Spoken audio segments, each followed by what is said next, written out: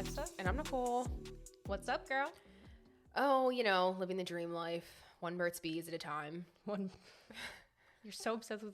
That's your intro? That's what you're going to talk about this week? Well, I just want to give just like a small update on my life. So, As you know, I really enjoy good Burt's Bees. Mm-hmm. I really think it's important to have my lips moisturized at all times. Hydration. Yeah. Number key. I don't Number want one to key. be out here chap-lipping looking gross. Chap-lipping. I'm glad your lips aren't chap-lipped. Chap-lipping could be a thing, maybe. Oh, fine. Well, I don't want to be chap-lipped and looking gross. Okay. So I like to say, prepared, and I have my Burt's Bees. Mm-hmm. So I've recently realized, well, my husband has brought it to my attention, that literally there are Burt's Bees in every corner of our home. And so there's like two in our couch that he discovered this week. There were a couple in the bed. What? A couple in the bed? Yeah. There was like one under the cover and one on the side of the bed. Wait, so while you're sleeping, that's the best time to moisturize? There's definitely times where I wake up in the middle of the night and I'm like, I need just a quick little like lap around the lips.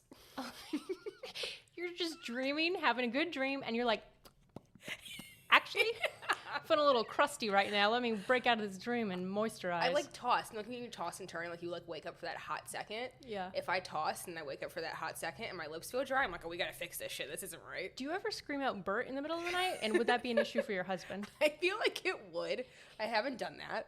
I just, good. quietly handle my business and roll back over. Okay, so what was he complaining? Like, hey, let's get this under control? He's just not really pleased with the fact that, like, every time he sits down, there's, like, a Burt's Bees that comes out of nowhere. They're kind of, like, phantom now. Like, they'll roll out from various places in, like, the middle of the day. I didn't think this intro was going to be as good when you wanted to talk about chapstick, but you know what? This is really good. You're welcome.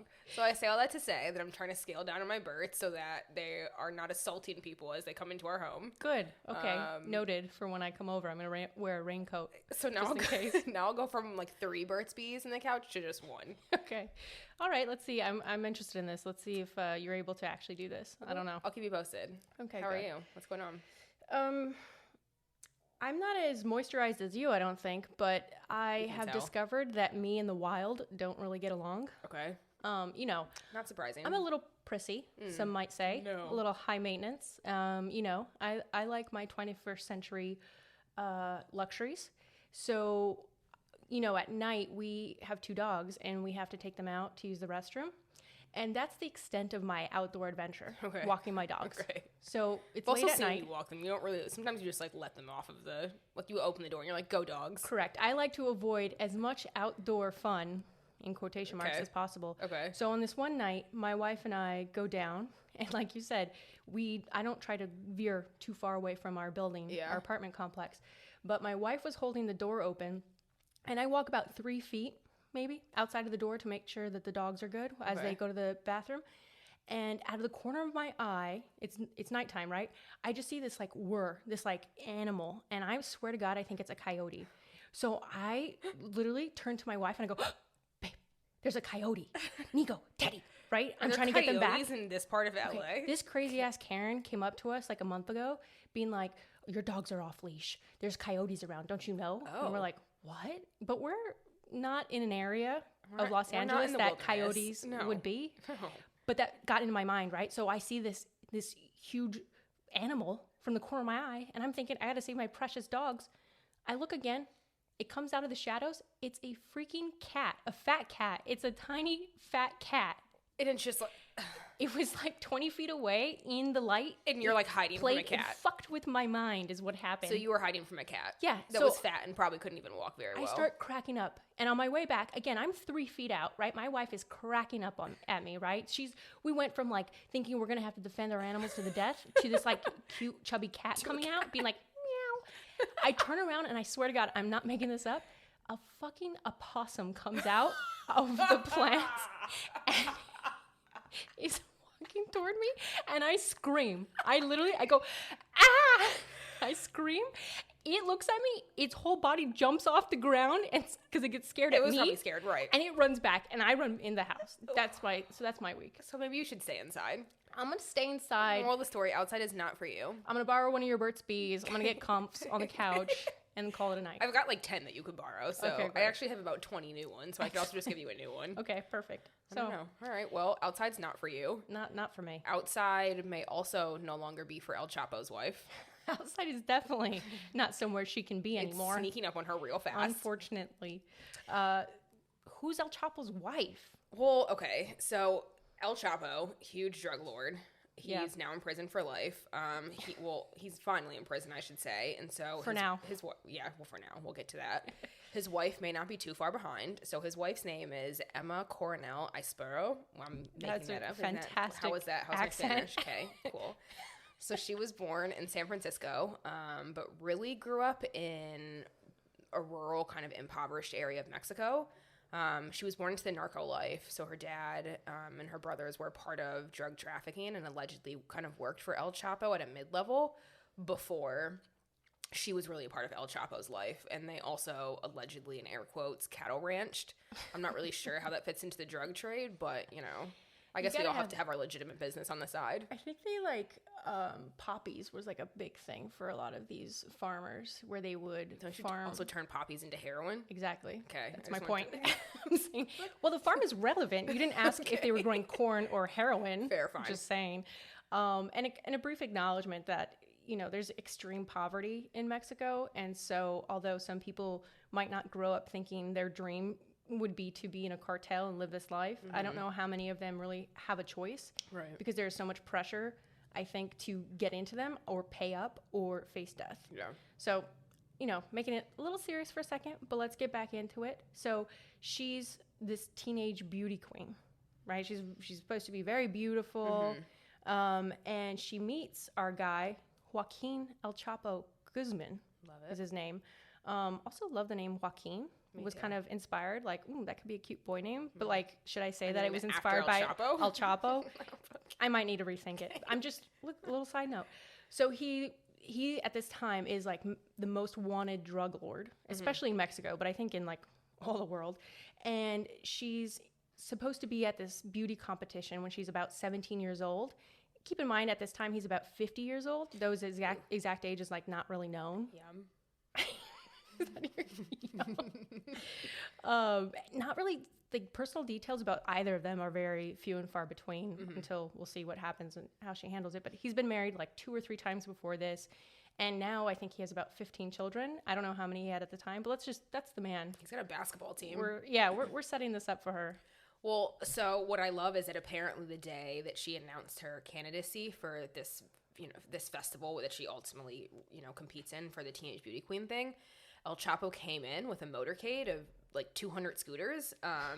Scooters is funny, but when you think about something, what a little Vespa.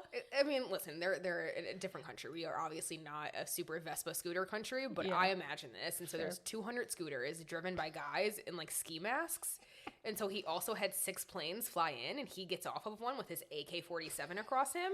And I'm like, if that isn't romance, I don't know what is. That is my knight in shining armor when I think about that. I want a little chubby Mexican man on a scooter and an AK-47 with a fleet of people. Sign me up. It's pretty bossy. And she ends up winning the festival. I wonder why. I wonder if it was the 200 AK-47 clad men on scooters or her beauty, but that's just my own thing.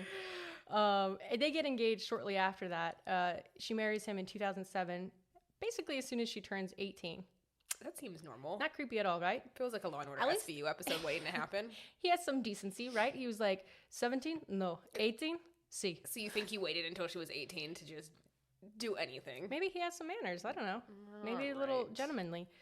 Well, so allegedly, I think people at least opined that part of the reason they got married, or part of the reason El Chapo took such an interest in her, was so that her dad's spot could be solidified in the cartel.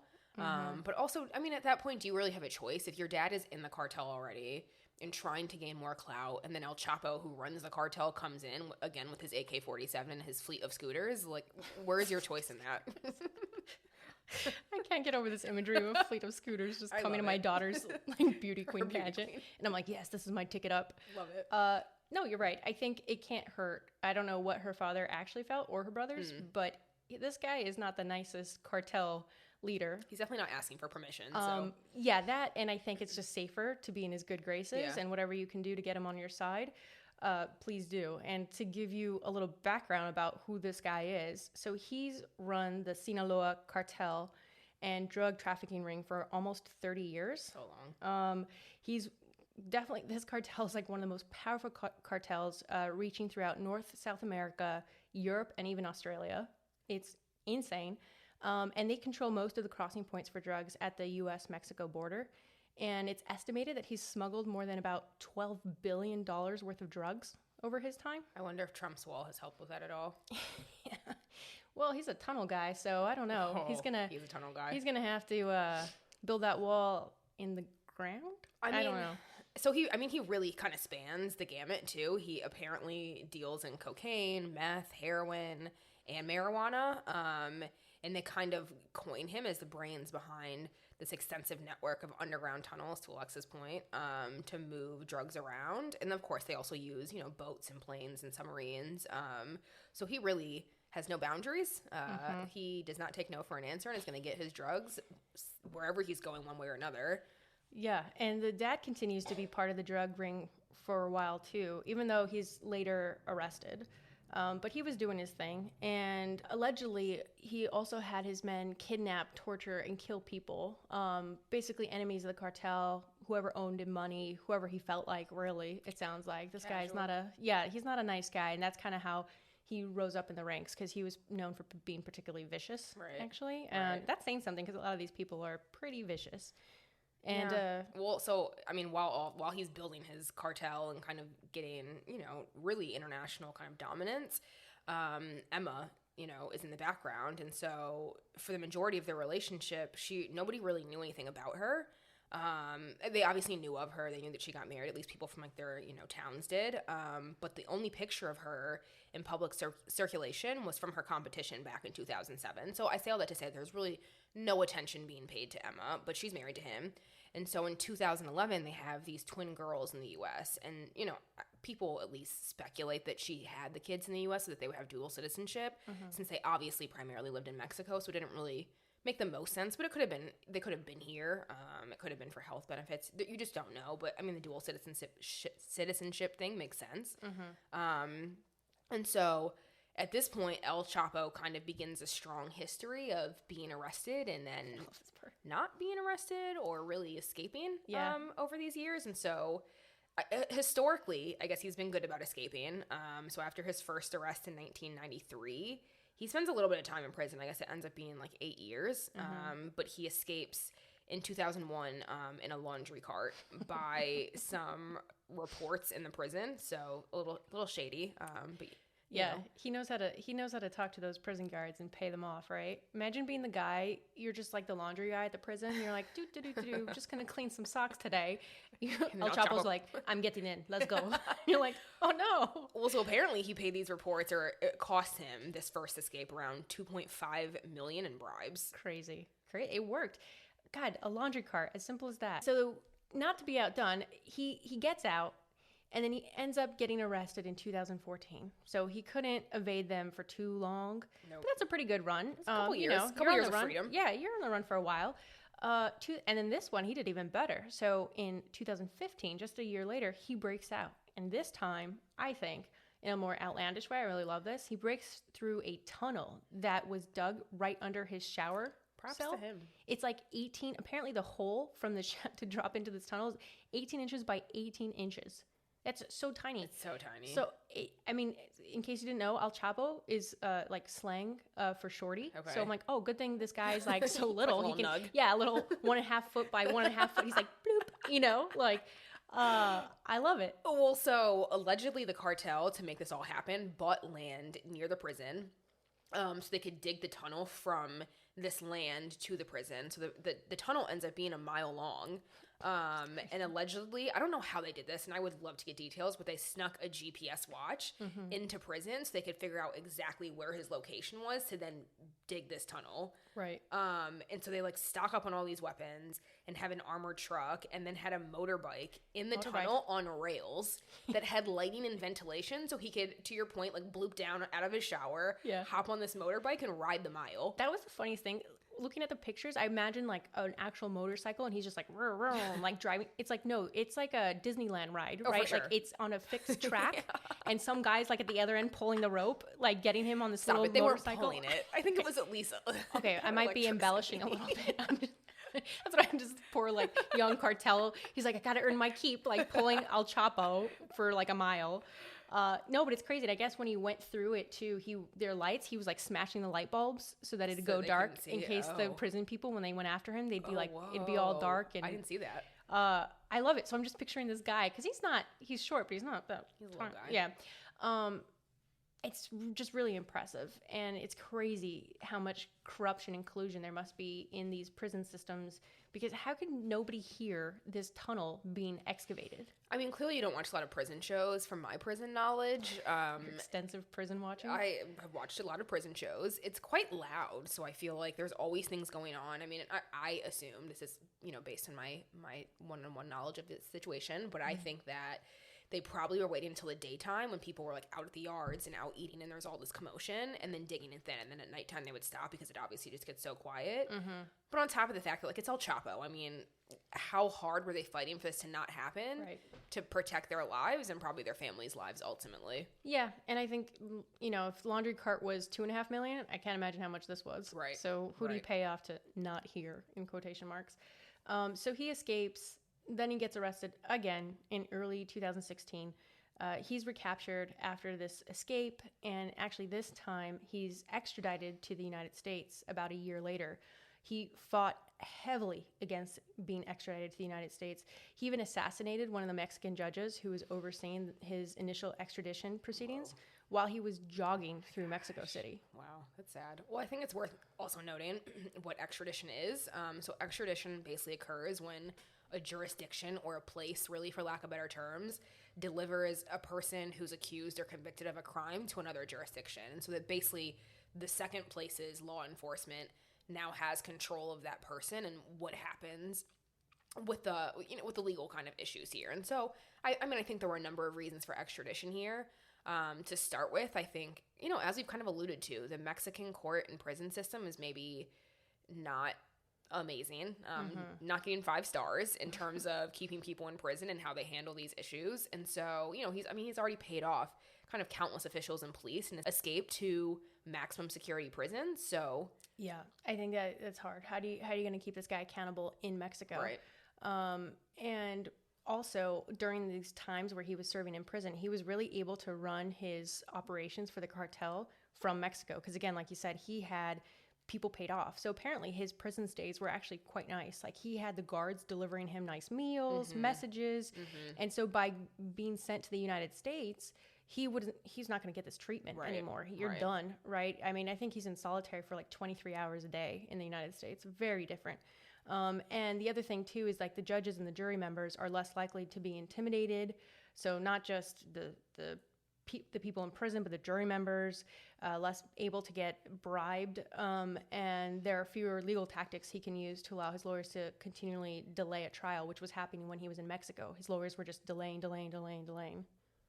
Yeah, and I mean, since his drug trade really crossed over to the U.S., the U.S. really had standing, or they had the ability or the reason to step in because it had caused such a toll and impact to the country that, there was this real stake for them to kind of figure this out too and make sure he was appropriately punished. So I think ultimately the risks of extraditing him were definitely less than the risks of not extraditing him and the possibility that he might get out again and kind of resume the drug trade. Yeah, it always helps when the U.S. is your number one buyer of drugs. Horrible, but yes.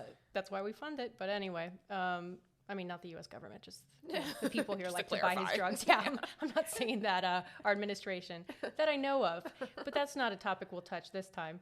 So, okay, he's back in jail, and Emma, his wife, is asking the government to improve his prison conditions. She's just a very worried wife, and well, this is really where she kind of comes in. Yeah, she starts to get her claim to fame around now. You're right. She was like, "Hey, enough of you. What about me?" Right. So prior to his extradition in the U.S., she actually was trying to get him to escape again. She had put down $100,000 down payment for property near that prison. And I think their idea was that same tunnel, circa 2014 tunnel escape. And before that could all go into play, he was actually transferred to a different prison in Mexico. And so she had tried to pay different people. This one cartel member, $1 million to try to help him escape. She even spent up to $2 million, it sounds like, in prison bribes. Again, trying to get him transferred back to that original Mexico prison. That he broke out of. Yeah, because she's like, damn it, 75% of the tunnel's built. Come on, man, come back. But then, of course, he was extradited to the U.S., and I don't think her tunnels go that far, so... I mean, they could, in theory, just take a little bit of time. Yeah. But instead of doing that, what happened is that, El Chapo is obviously extradited to the U.S., like we said, and this trial begins in early 2019. And so this is kind of when I think the real attention started being turned to Emma, because, again, nobody knew who she was. There's only one picture of her that's, like, circulated publicly. But during this trial, people kind of become enamored with her. And I think, she's got this personality that I think really kind of drew the attention. And so she's coming in designer outfits, and she's charming reporters and bringing snacks to the trial and being like, oh, are you guys hungry? I have some like peanuts, whatever the case is. And so I don't know, chips, chips and salsa, guacamole. Well, I'm not going to get that stereotypical, but okay. All right, Alexa said it, not me. I'm Mexican, just reminding everybody so we don't get canceled. Fine. So she's also like showing him love from the sidelines, and they're waving and blowing kisses, and so she's really just putting on a show, and the media is eating it up. So extra. I just imagine her walking in every day. Oh, hello to you. And she is loyal, man. I think if you looked up the definition of loyalty, you'd see her picture. She's a ride or die for sure. One of my favorite things about this story, I guess reporters would ask her, you had to have known who your husband was, right? This giant, huge cartel leader. You had to know that he was dealing in drugs and the cartel, and also like her father and her brothers. Right. Like, no way you didn't know. Nope. This girl maintains that their wealth came from an irrigation firm and their many farms. That sounds and that El Chapo is actually a very humble man and sweet. And it's the media's fault for making him too famous. Oh, it's an like interesting stance to take. If that's the case, their properties in Mexico must be the most fortified farms in the world. Like, imagine you're like, oh, there's a cornfield over there, and you see like 200 men on scooters with AK-47s. You're like, this doesn't make sense. Super legit irrigation firm. Like I said, loyalty on loyalty, right? So during his court trial, she is there every day, the doting, loving wife, even though several mistresses, and I'm being very nice when I say several, I mean quite a few. Talk about a football team. Book, yeah, remember I said 15 kids? It's not Emma's. They're not all Emma's. I'll say it that way. So they're testifying, and they're saying different stuff. And my favorite part of this petty, I don't know if it's true. The reports say it's true, so I'm going to go with it. But apparently one of his mistresses testified. She's in prison herself, this mistress. Okay. So she's in the blue jumpsuit from prison, and she's like, I love El Chapo, right? This girl, Emma, the next day, she has El Chapo and her show up in matching maroon, like, outfits. Love that for them. Was it Gucci? Like jackets. Was it Gucci? Sure, let's go with it. Love it. I don't pay attention to fashion like that. But imagine you're like the wife and you're like, honey, you and your little like, blue prison jumpsuit. You need to see and know who the couple is here. Yeah, look at my man and I in our matching maroon velvet jackets. Also velvet jackets. It's just hilarious. And she blows him a kiss, right? They're not allowed to talk during this whole time because, she can pass information on. Right. So they're just waving and like looking at each other adoringly. I mean, she's not dumb. She definitely has the power plays. And I mean, to further prove how dumb she was not, one of the witnesses testifies that Emma was actually the brains behind his 2015 tunnel escape. Which was probably awkward for her sitting in the courtroom listening to that, right? Would you just look down at your phone? Like, what do you say if somebody's like, yeah, you're the reason that he escaped from... You're like blowing a kiss to him and then they're like, and Emma is the one that orchestrated the escape. Like, and fading. So, I mean, it's worth noting at least that she denied this and said she learned about the escape on TV when the news broke, and so she didn't know. And she said had she known, she wouldn't have been able to eat or sleep because naturally she'd be so worried about her sweet El Chapo. Her poor amor. So during this time and after the trial, she starts to get very active on social media. She's posting vacation pics, like modeling pics, like her in bathing suits. Well, first of all, I think this is an amazing way to handle your husband going to jail. I think if your next step is to like be an Instagram influencer, then more power to you, sis. But also, I was, browsing her IG. She's a really pretty lady. She's definitely got some cute outfits. She seems like she's living her best life. So. She's fashionable. Worth noting that these posts, for whatever reason, have now been taken down. Shocking. I don't know if they were received too well. And, a lot of people started clowning on her, saying that she was just trying to take advantage of the attention. Other people say that maybe she was doing it because she's trying to build a life and make money because now El Chapo's taken away. Who knows the status of her life and her kids' lives? Right. I mean, it's a rumor that around this time, with all of this attention increasing around her, that the U.S. government kind of takes interest in her and starts an active investigation into, I would assume, how she's financing these things. Because, like, sis, if the head of the cartel is now in prison for life and paying millions, how are you, like, on the ski slopes in the Swiss Alps? So from their farm, Nicole, duh. Things weren't making a lot of sense. It's just poppies. So unsurprisingly, the trial doesn't go well for Mr. and Mrs. Chapo. To give an idea, stupid. To give an idea, I'm trying to talk. Sorry, go ahead. To give you an idea, this is how not well it goes for them. The trial lasted over the course of 10 weeks. His defense spoke for about 30 minutes before resting their case. What did they even say? I mean, what do you say to all those accusations? You're probably like, shit is crazy, huh? We rest our case. You just go to whelp and then sit down. Talk about being stuck. People we wouldn't want to have to represent. Seriously. Right? So he's convicted of federal drug charges, weapons charges, money laundering charges. He gets life plus 30. He's serving in Colorado. He also had to forfeit about $12.6 billion. Casual amount. Apparently they're having some issues, shockingly, about him paying up, but that's another... Well, I'm pretty sure he doesn't keep his money in a bank, so yeah, I Bank of America? I need you to be curious how they're trying to even get that money back. Yeah. But as he's not paying his loans or his debts to society, his loans to the U.S. government, his federal student aid now. Those loans are high. But as he's not paying his debts, the controversy around her really kind of continues to grow. And so, people already thought she was bringing too much attention to herself by taking on the celebrity attitude between the fashion choices at the court hearings and then all this Instagram influencer stuff. And of course, this really kind of goes against the norm for cartel wives. Unsurprisingly, they're usually not flashing all around town. Not good. And so she starts to get a lot of flack for kind of being so active and showy while her husband is on trial and then continuing that while he's in prison. Yeah, it's truly crazy because before this, like you said, not much was known about her. They don't even really know his exact age.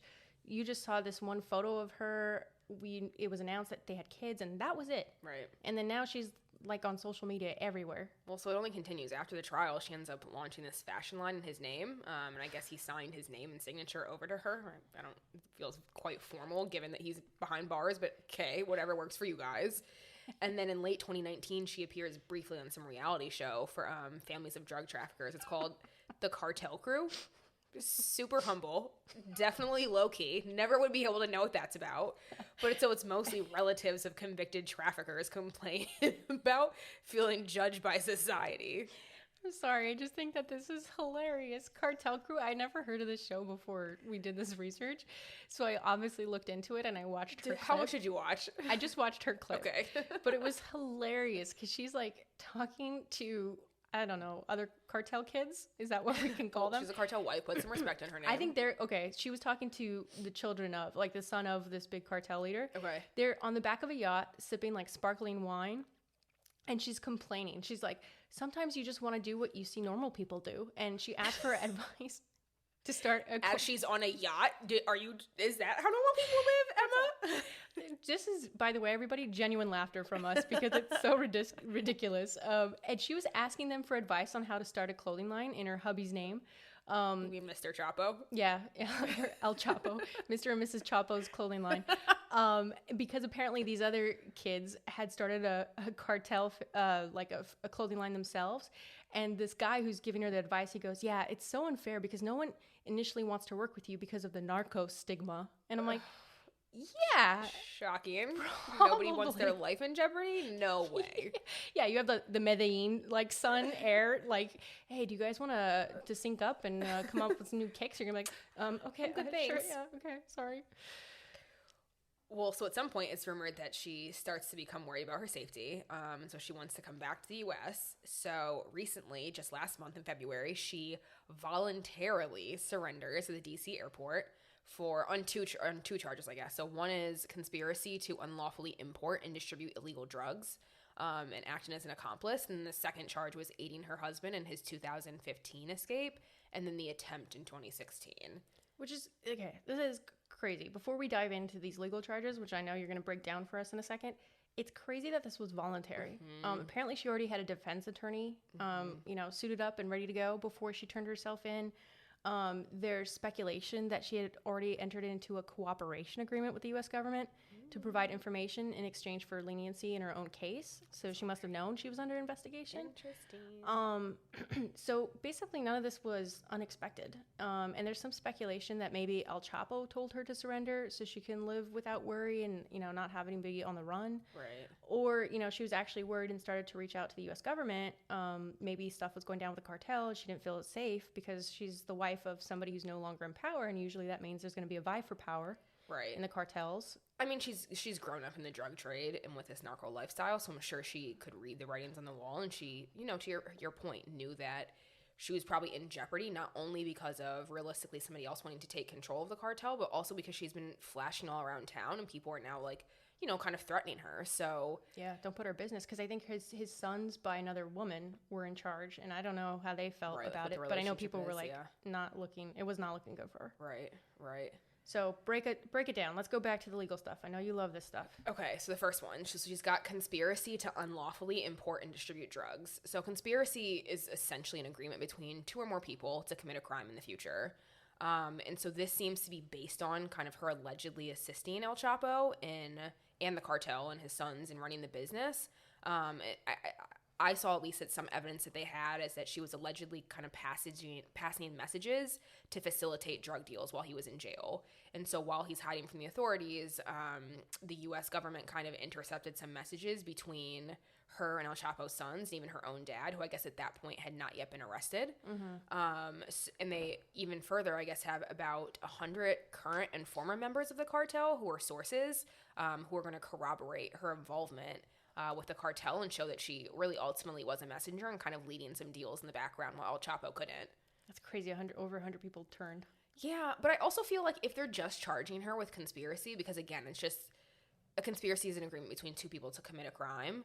If they're only charging her with that instead of the actual crime of importing and distributing, then I also wonder how strong these witnesses are or how strong like the messages were that they intercepted.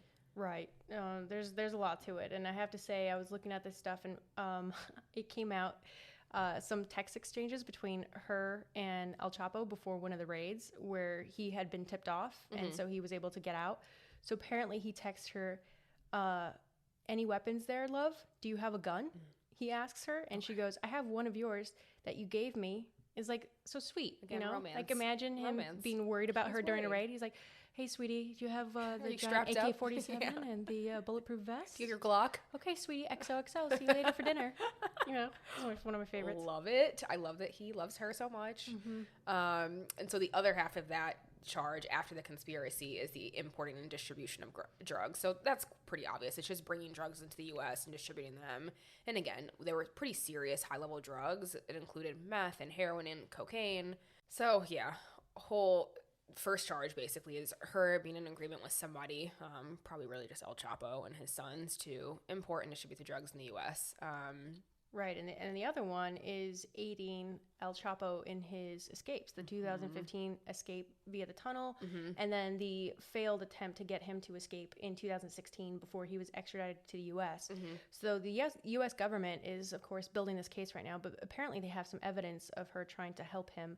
And I think in part there might be some text messages about the tunnel in 2015 and then in 2016, like we had mentioned, that she had paid off certain people. So that cartel guy, $1 million, they have apparently evidence of that. And then her trying to bribe some prison officials for another $2 million.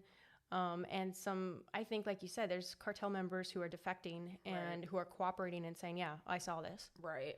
And then, I mean, of course, besides just the legal charges, there's always the morality piece of it all. And there's a huge conversation to be had around being involved in a drug cartel and distributing, drugs anywhere in the world, especially given that we know the ramifications of, people getting addicted to these things and the toll that it takes on communities and families, et cetera. And so in the affidavit from the FBI agent, the agent kind of points out that it's maybe worse for her because she again, kind of grew up in a cartel lifestyle with her dad and her brothers. And so she obviously would have known what she was marrying into. But then I also just feel like, how much of a choice would she have really had, again, dating back to this initial decision, if her dad is trying to gain clout in the cartel and El Chapo comes in with his AK-47 to your fucking beauty pageant? Like, where do you get to say no to that? Yeah, like we said, he's 50 plus years old. He's coming in with, he's like one of the biggest cartel leaders of all time. He will go down in history as being so. She's 17 when he lands his eyes on her. So how much of a choice does she really have? And like I said, I want to point out how big this guy is in case people have not heard of him.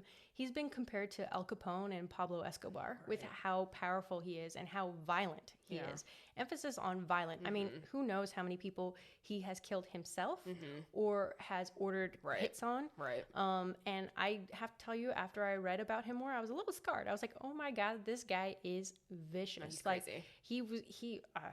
And we won't get into it. My one of the things that I saw was like, if somebody was a few minutes late on a delivery, he would shoot him in the head right then and there, in front of everybody, to give everybody like a warning. Like, I think like a few minutes late. Like, this guy's like 3 minutes late. Like, poor guy. What if he had diarrhea or something? And now he's lost his mind. That's your first thought? Okay. I'm just saying things happen. You know, I'm like, this is how vicious. Traffic? You know, traffic too. I don't know. But it's just crazy. So again, what choice does this 17-year-old girl, emphasis on girl, have when this drug lord wants you? Right. So, as a refresher, she's going into trial for these two crimes. The first crime, again, is conspiracy to import and distribute, and the second one is aiding El Chapo in his first escape and then ultimately trying to attempt the second one. So now, as she's awaiting trial, she's detained without bond, which basically just means she's sitting in jail and she can't pay to get out for this point in time, like while the trial is ongoing. And it's because, for some obvious reasons, I mean, she's kind of a flight risk. She's got access to this entire cartel and system, so she's got money and she's got abilities to travel around and kind of really evade these charges in the entire trial ultimately. But I think right now she's looking at about 10 years to life in prison, as well as a $10 million fine. Again, not sure where his money's going to come from if Mr. Chapo is sitting in prison not paying his billions, but we'll see. But the interesting part is that there's now been some rumors that she's possibly willing to cooperate because of her daughters. And so cooperating really just means that she's going to snitch. And the thought would be that she would snitch on his sons, who are now running the cartel, called Los Chapitos. Yeah, I was like, they're called Los Chapitos. She loves it. I love that. I don't know. I wonder how short they are. But anyway, those Chapitos are taking over for their dad and running the cartel while he's out.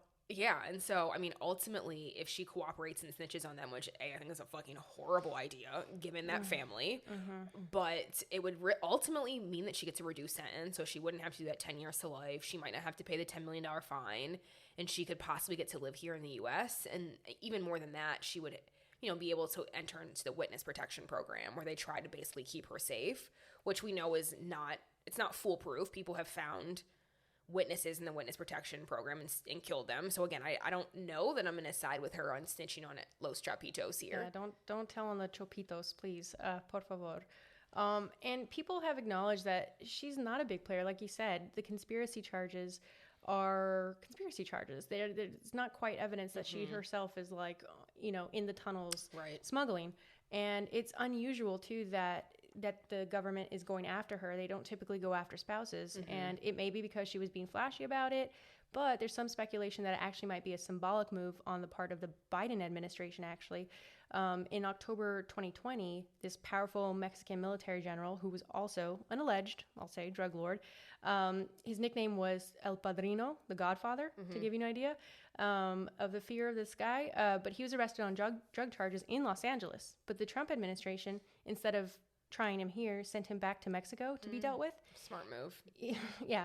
And just like a few days later, essentially, he was let go. Okay. So some are speculating that that maybe the Biden administration wanted to take a harsher stance and are using her as an example. Yeah. Yeah. And I mean, even playing into the politics part of it all even more is that Mexico's president is now kind of stepping in and asking for more info. So I think it's going to this might complicate relations between the two nations because, again, it's not common that we would step in and take over things that are really resulting from things that started in Mexico. But given the impact here and everything, I get it. And also, just her possibly cooperating and want to be in our witness protection program. But either way, Mexico's president is now asking, like, what's going on? Why did you guys step in here? But still is oddly avoiding speaking ill of El Chapo. And even briefly met up with his mom recently. So, seems like they've still got some things that we're working through. Don't hurt me. Yeah. But one thing that I love that recently happened is that the rapper Young Thug made Emma his profile picture on Instagram. And he said it's because she's a loyal woman and he really, really respects her. That's flattering. Super cute. Wow. Yeah. I wonder if I can get on his profile. Young Thug is really, really a great role model for the youngins. But so anyways, as we kind of said, so El Chapo's wife got arrested. Actually, she didn't get arrested. She voluntarily turns herself in. Yeah. Has a couple charges floating out there. May snitch on some folks. Watch out, Los Chapitos. Yeah.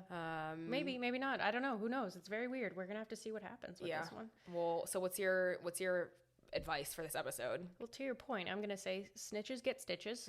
So watch out, Emma. And don't give El Chapo a shovel. Love that.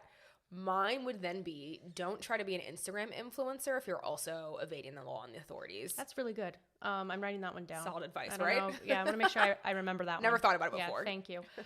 So thanks for tuning in to today's episode of Legally Judgy. We hope you enjoyed listening to us talk as much as we love the sound of our own voices. If you did, please subscribe, rate, and leave us a review. Also, feel free to connect with us on our socials at Legally Judgy. Until next time. Bye.